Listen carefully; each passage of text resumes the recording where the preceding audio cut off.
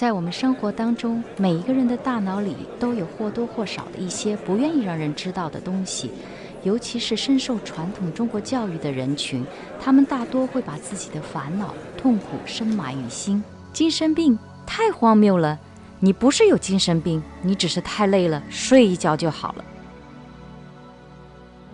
精神病在华人世界里是一种带有羞愧、耻辱感的疾病。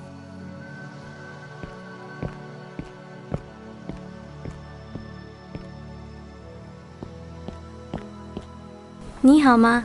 最近有什么事困扰着你？可以告诉我你的痛苦吗？我真的很担心你。我不知道怎样开口表示我的痛苦。我的父母不明白我到底发生了什么，他们只是敷衍我。你知道我就在你身边的，我会帮助你的。